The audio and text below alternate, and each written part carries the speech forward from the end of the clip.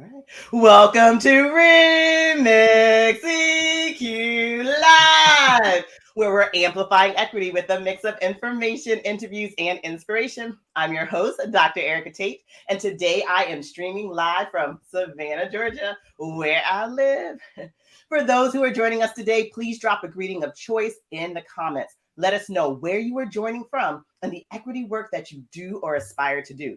And remember, Remix EQ Live is an experience that's meant to be shared. So I encourage you to hit the share button, the invite button, and invite your people, your network, your family, your friends, your peeps to join us. And while those comments are flowing in and those invitations are flowing out, I want to remind you that Remix EQ Live offers the opportunity for us to connect and build community with each other around the equity work being performed throughout the world.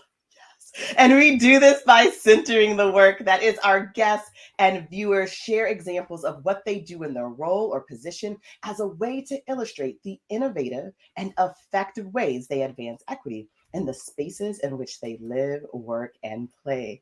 Throughout the show and in the comments, I invite you to also share what you do to make the world a more just place.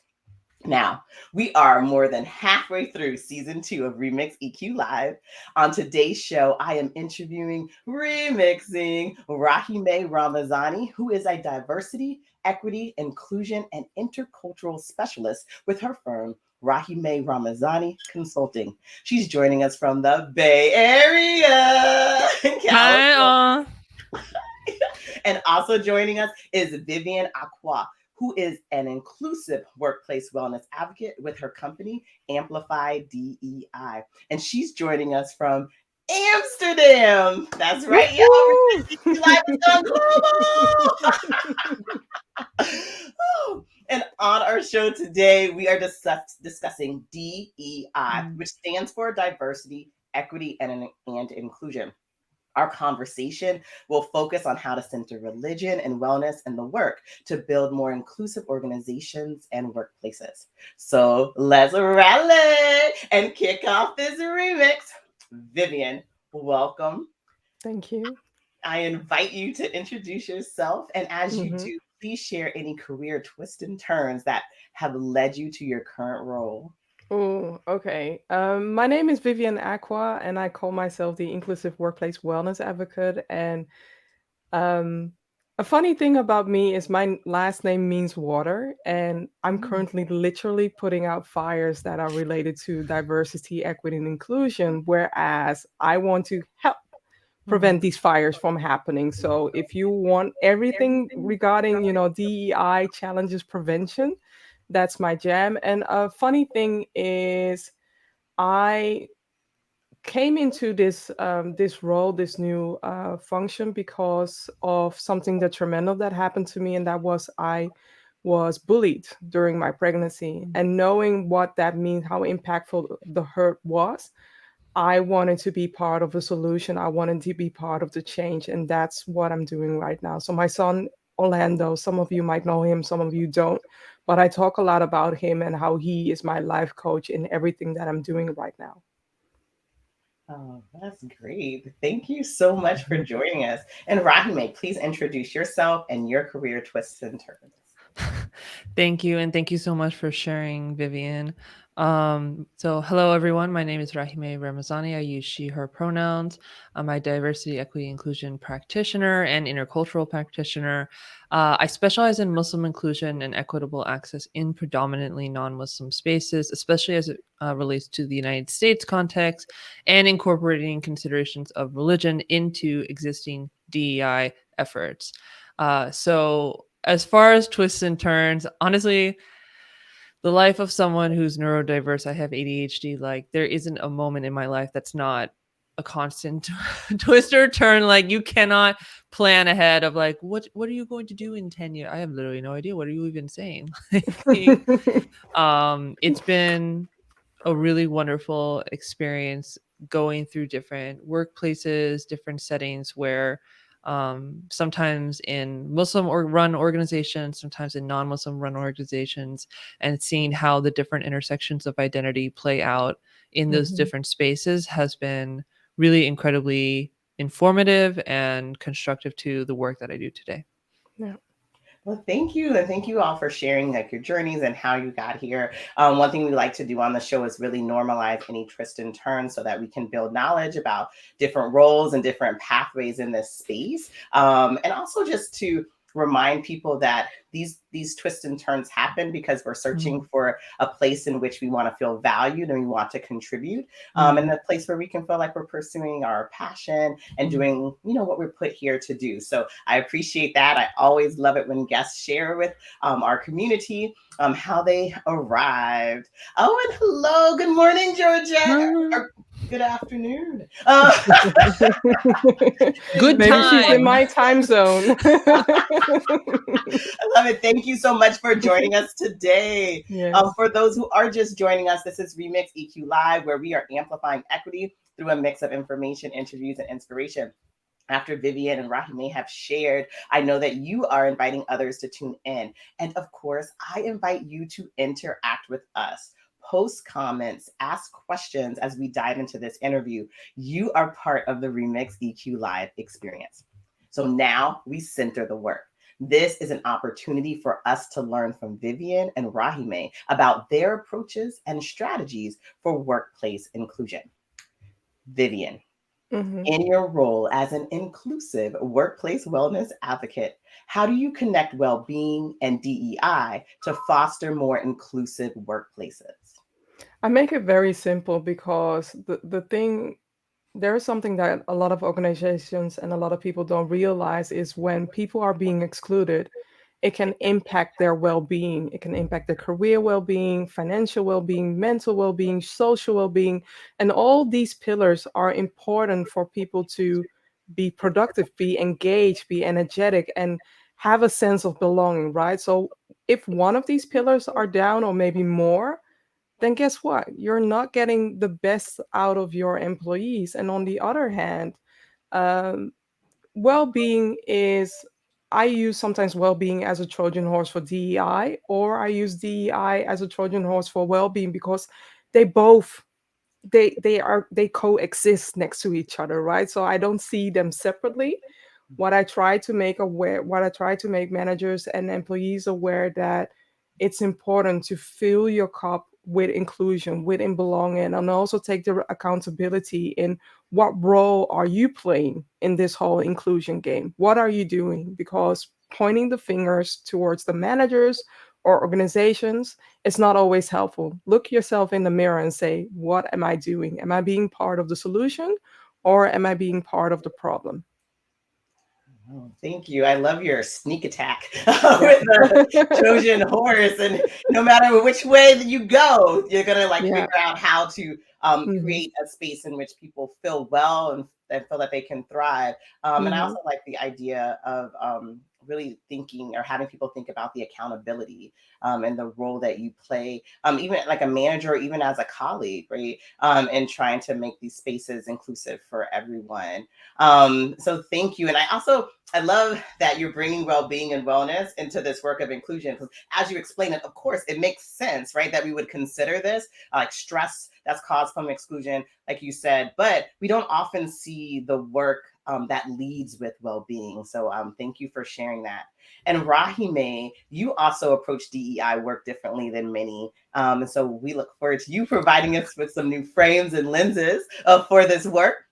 So, in your role as a diversity, equity, inclusion, and intercultural specialist, how do you support organizations to consider religion as they work to build more inclusive workspaces?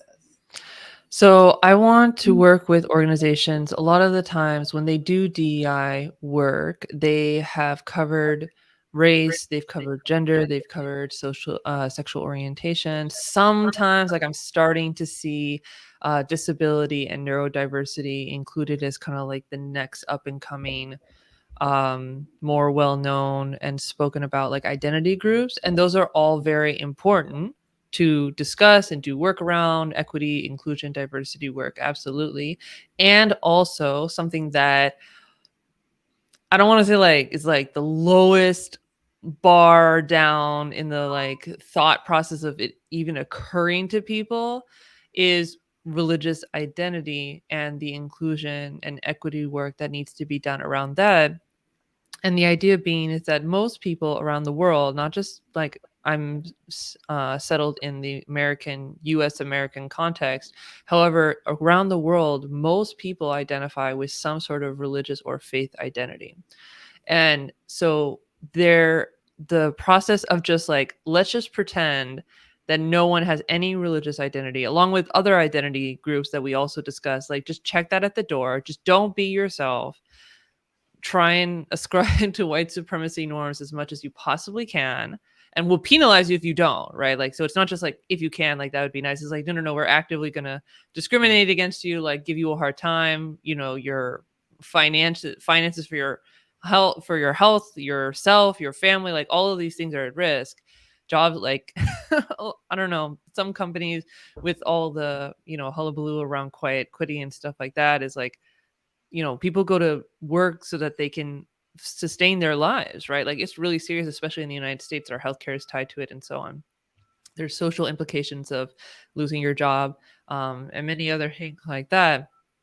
So the idea being is that if instead of just checking all of our identities that don't like ascribe under like white supremacy to the door, and then when we come in we just be as white as possible, and then we can go and actually be ourselves after work, that is something that for organizations that are committed to DEI, like clearly they know that that is a problem, right? There's something that you're actually actively missing out on by having employees who feel a sense of belonging, who feel included. There is psychological safety for them to add their ideas, and you don't have to accept their ideas, but just to brainstorm and be a participant actively and respectfully in that space, right?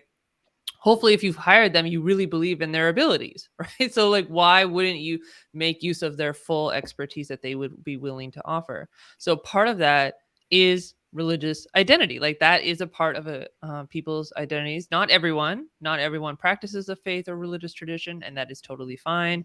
There are a lot of major tensions around talking about religion in general, right? Like, oh, don't talk about politics and religion. That's just not polite. So, learning how to do so, right? There's a way to do it. There are ways to manage the discomfort. But this way of being that we've done of just like, let's just pretend and ignore it, and especially for people who are visibly identifiable by their religious faith, right? Like for me, I wear a hijab or like a religious head covering that some Muslim women wear. I don't have the option of like literally ignoring my faith sick men or sick persons who wear a turban are similar.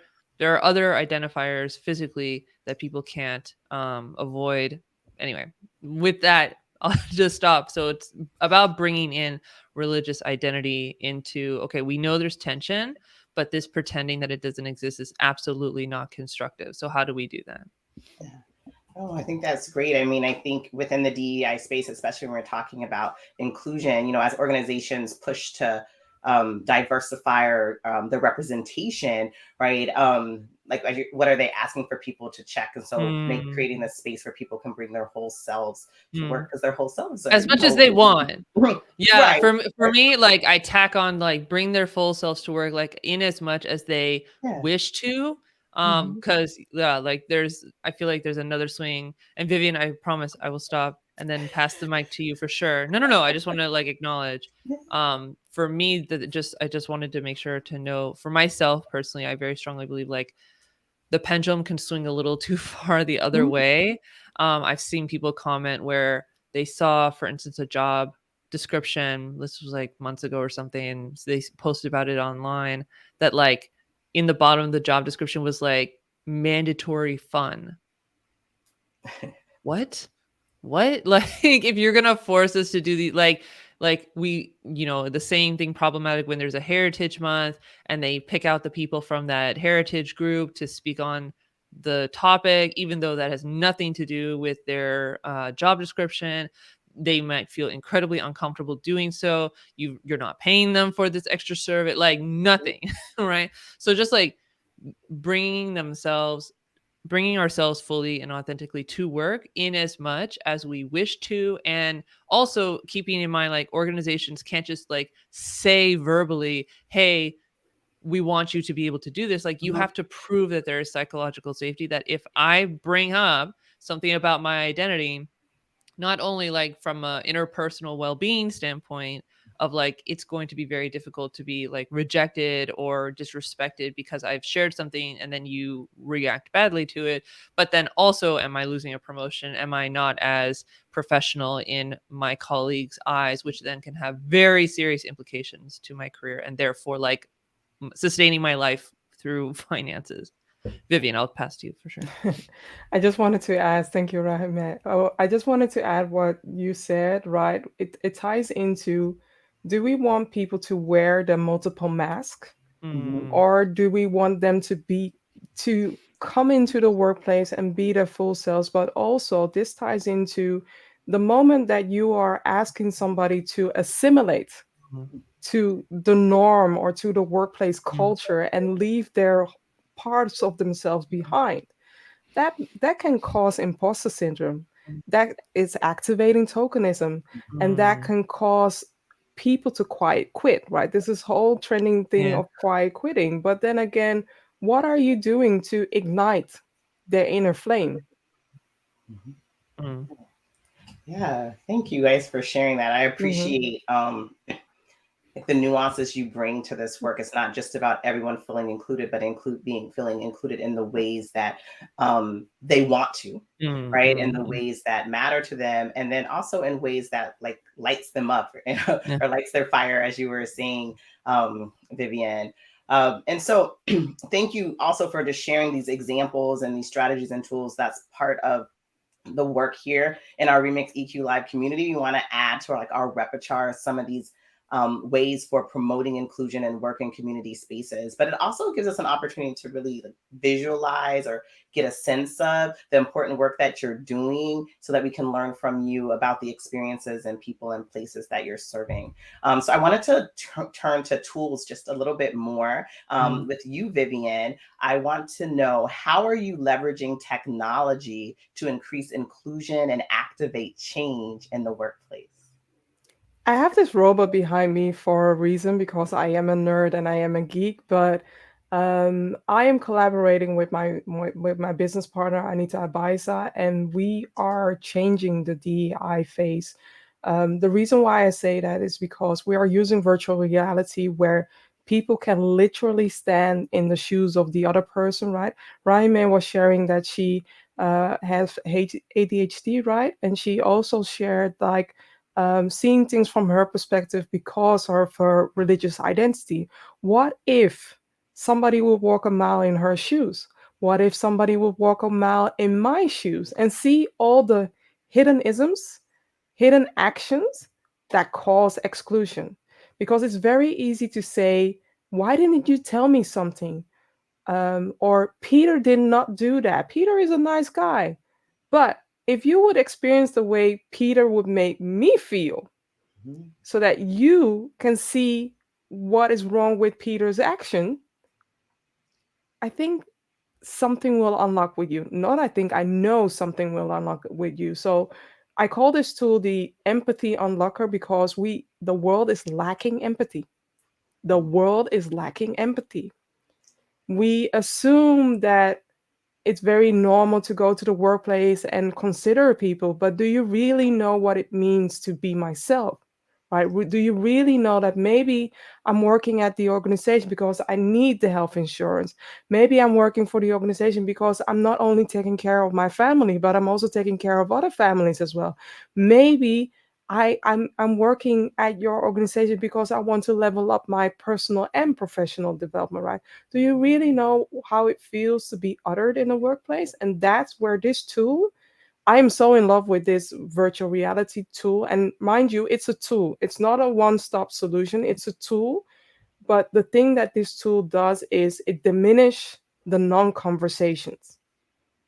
Remember those conversations where some people might say, it doesn't happen here, or there's no racism, or there's no discrimination. Who are you asking? Who are you asking this question? And I also want to put it out there, every leader, every manager, every board director, if you have not activated your VR experience or your empathy through VR experience, then you cannot call yourself a leader. I'm sharing it right here. I know it's very controversial, but I am so confident about this that leaders need to be aware of what other people are experiencing, not only through books or through podcasts or through movies. I want you to experience what somebody else is experiencing so that you can open up and amplify empathy within yourself. That's it. Oh, that's so much. It's like, that's it. I'm like, yeah, but it's everything, right? I'm like, Okay, we're done now. That was enough. Here we go. No, I'm in love with this. I work in education and like with schools and communities, and I'm really very much an advocate for like the use of digital tools as ways to facilitate like equitable spaces. And I always think about it from like giving like space to students, right? Who have different and diverse experiences and ways of thinking, and be able to share that in ways. But I love this because not only do people have an opportunity to, you know, as best as they can, like embody another That's experience, the another part. reality. Embodiment. Yeah, Mhm. embodiment. I do have to share a twist because the embodiment happens in different scenarios, right? You have real movie experiences, Okay. and that's where a lot of people connect. But there are also cartoon Mm-hmm. movie VR experiences, right? If people are not gamers, they have a hard time connecting with that, and they have a hard time with embody that experience. Yeah. No, I can see that. Yeah. So I like it. You have different modes Yeah, for ways yeah, that people can embody. You're still offering choice. I true. appreciate that. Yeah. And I love that you're using it as a learning tool. I do think that I don't know, when I'm listening to you too, it just really reminds us that like DEI work that you're doing, that we're doing in this community is really helping people to learn, you know, how to view the world differently than this perspective that they've Mhm. had most of their lived experience, but also learning new ways to act. Like as Rahim mentioned, it's not just saying, hey, we Mhm. want you to be your best person, however you want that to be, is that there's policies and practices and actions and behaviors that are in place that make you feel that way. And so like I'm excited. I was like, you gotta talk about the No, VR. I'll definitely talk about it. But also, at the And moment right now, a lot of companies and managers and people in general are tiptoeing on the iceberg. mhm. With VR, you are diving deeper below the iceberg because that's where a lot of isms and so many other things are happening that are causing exclusion, that are causing people to walk away, that causing people to disconnect. So if you really want to grow, if you really want to amplify your business, your team, your clients, invest in DEI. Look out for Rahimeh or me, but invest in DEI, period. Yeah. I love it. Thank you. So, Rahime, I'm going to turn to you and talk to you a little bit more about identity because I loved how you reminded us that religion and faith are aspects of people identity. And identity is a theme on this show. Like many of our guests share how like they identify with the groups that they're working with and Mm-mm. for, how it's impacted their journeys, their Mm, approaches to DEI. But they also speak from multiple identities that they mm, hold. And this has, you guys have brought this up, like you might talk about race and gender, like you're a Black woman. So I would love for you to talk to us about how do you help companies understand intersectionality, these multiple mm. intersecting identities that people hold, and how does this impact your work related to religious inclusion? Yeah, absolutely. So tied in with intersectionality for me is privilege. There are most people in the world have some identities that are privileged and some areas of their identity that are marginalized, right? And so a lot of the times, especially in DEI, we tend to focus on the marginalized identities and not necessarily as much on the privileged ones. And usually it's a defense mechanism of like, I'm not like those people. I am one of the people who needs support. Don't attack me, don't criticize me. Like, the whole fight, flight, freeze, fawn mode of like, oh, I'm in danger, I need to like fight the tiger, I need to run away from the tiger, I need to like play dead with the tiger, whatever the case may be, right? And so a lot of the times I will use like just myself as an example, because like I said, many people have multiple marginalized identities and areas of privilege for sure, and showing, like demonstrating, and I believe like a big part of DEI practitioners work is being able to model for the people that they are educating that, hey, like the things that I'm telling you that you should do, I have already done, and I know that it's difficult. I'm not going to pretend that like, oh, if you just like wanted to, you could and it would be so easy. Like, no, none of this work is easy for sure. But the fact that I've done that work, I can show you the way and help you along with others on your team, other DI practitioners that you can work on with other areas of specialization, which for me is really key. Like none of us is going to be an expert in all areas of DEI or all identity groups that need support and understanding and upliftment. So it is really key to be able to work with different practitioners with different areas of specialization. So the idea, for instance, like with me, clearly, like the most obvious thing is that like I wear a hijab, right? The religious head covering. So most like there are some women who wear what I like. If I saw another woman wearing something like this, I would assume that she's Muslim. And now I've learned that there are actually a number of other groups that wear something that they often are mistaken for Muslims. However, most women, if you see them wearing this, would be Muslim.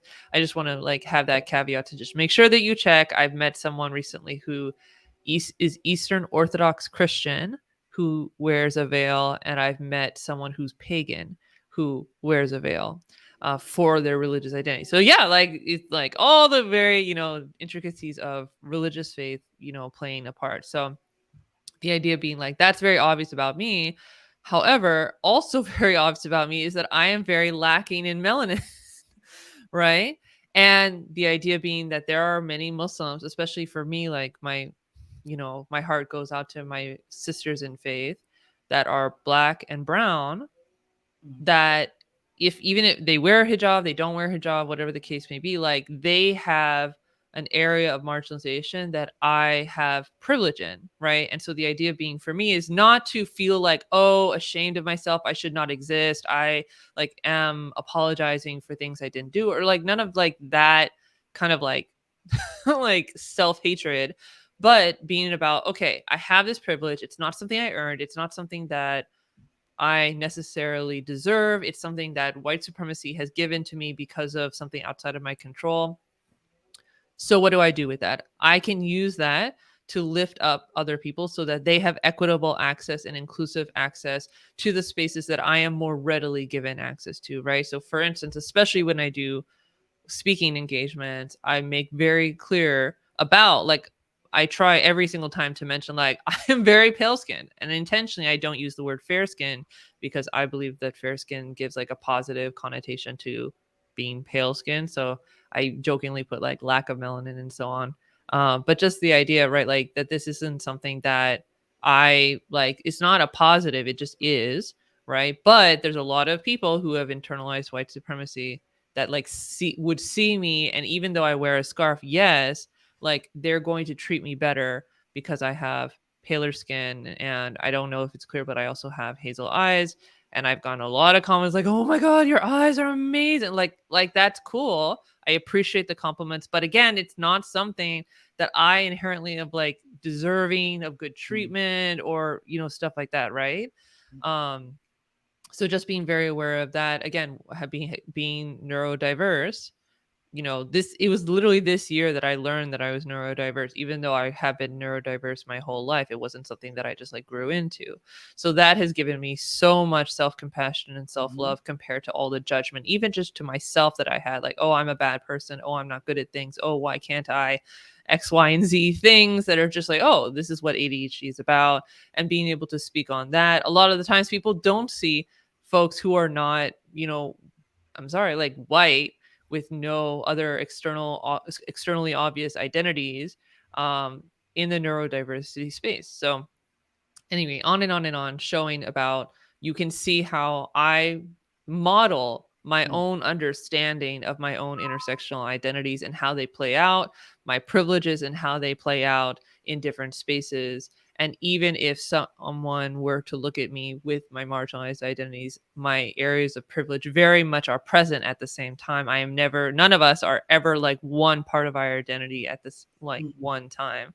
I know for you all, if you don't mind my offering, something I hear a lot for Black women is like, are you a woman first or are you Black first? Right. And like seeing so many Black women be like, that's not a thing. I can't turn off one and the other, like, right. Like that's not a good question. No, I appreciate the perspective and thinking about intersectionality as having some identities that are marginalized and some that are privileged. I think it allows us to think about that space and then how people interact in that space. I always think about too, like our identities are very dynamic. And so depending on the context, depending on the situation, sometimes some are more salient in space and then some are ignored. And so I think your comments really speak to the complexities of people, which, should be celebrated, but also to the complexity of this work and how being a DEI practitioner, how understanding that, modeling that, and then helping others do that. And that's why, if you don't mind really quick, and that's why for organizations, it's so important to have clear channels of psychologically safe communication between people who are in decision-making positions and their employees on the day-to-day that they want to actualize, right? If you are not able to get feedback, like honest feedback, positive, yes, and also constructive criticism, then you are not going to be able to make improvements and really make your space inclusive and wellness driven and with belonging and equitable access for those who need help to be able to access the playing field, right? Yeah, no. And thank you. This is good. You like kind of led me into the next question. So thank you for offering an example of what it looks or sounds like when a workplace is moving toward being more inclusive. And so I wanted to ask you, Vivian, like what is your top indicator in your work that you do when you know that a workplace is on its way to becoming more inclusive? One of the things that I look at is the turnover rate, right? If they manage to keep their employees longer within the team, I also believe that turnovers need to be tied into the manager's performance. Just putting it out there because the manager is, in a way, responsible for the people leaving that should be there. And the other indicator is you have different generations now being inspired by Gen Z who are voting. And they are voting not only by talking, but voting by leaving the company. And with that said, there are, Indeed, Glassdoor, and so many other platforms there that are providing the measurements. How well is the inclusive temperature within that company? And that says a lot. That says a lot. I'm just putting it out there. Feel inspired if you want to leave a positive review. Feel inspired if you don't want to leave a positive review. I just say that leave your reviews because it tells a story about the organization. And for organizations, it tells a story about you to fix it or to leave it. Oh, that's great. Yes, I love like the indicator people stay or people leave, right? Yeah, and just using that, like as you said, like a thermometer or a temperature. All right, so we are coming into the close of our show, and I want to thank you guys for sharing all these different examples and perspectives that you provided for helping us really think about the role that wellness plays, how we can consider like religious identity in this DEI work. I think you both showed how we can broaden the work in this space, but also do it in a nuanced, thoughtful, and intentional way. So I appreciate that. And on the show, we want our guests to drop knowledge and drop inspiration. And you guys did that because we are really working to make this world a more just place. And so I have one more ask of you. If you could just drop one last piece of inspiration on us. So I'm going to give you 30 seconds or less Why are you inspired to continue this incredibly challenging work of creating more inclusive spaces within organizations? We'll go Rahimeh for 30 seconds, Vivian for 30 seconds. I am inspired sometimes to do this work. It is always wonderful to have friends, colleagues, people from the same identity groups that I advocate for, whether I share that identity with them or not, reach out publicly or privately to share how much they feel seen and advocated for, and thanking me. Of course that feels nice. And that very much is inspiring, and it does help me keep going. I would say for myself, rather than inspiration, it's kind of like having a rock in your shoe of it is so uncomfortable, sometimes painful. I cannot ignore it. I literally cannot ignore it. If I this is hard work. This is really hard work. It's emotionally taxing, spiritually taxing. The work itself just functionally is difficult. You have to deal with a lot of people who just do not see the humanity in others and yourself. So I would say, yeah. So I want to leave, of course, on a positive note and inspiration. And of course, seeing, being with my colleagues, and when I've been in interviews with company employees where they talk about their struggles, and I want to fight for them, and I want to, I think about my parents and what my parents went through. I'm multi-ethnic. You said 30 seconds. Anyway, the idea being that for myself, yes, I am inspired, but my driver more so is I can't ignore it. I just can't. So I have to do something about it. And we thank you for doing something about it. Yeah, no, I love that. And Vivian, 30 seconds. Mm-hmm. No, I will. I will start with this sentence. My purpose is bigger than my pain. My son is my purpose. Even though I've felt hurt by different organizations, different managers, different people, my purpose is bigger than my pain. So my son is my fuel. He's my everything. He's my energizer, my everything to keep going on. And I love what Rahimeh shared about the stone in your shoes, right? It feels like that. That's why I sometimes have to withdraw. But at the end of the day, I have a choice to make. Do I want to be part of the problem, or do I want to be part of the solution? And I choose the latter. Thank you so much. I think the realness and your authenticity and explaining why you do this work and how hard it is to do this work is very much appreciated. I appreciate you sharing. I appreciate you taking your time and being generous with it and sharing what you do. I've learned a lot, and I know that others have and will as they continue to watch the recording. So I appreciate it. And I want to also thank our Remix EQ Live community for tuning in, for commenting, and for just being encouraging in this space.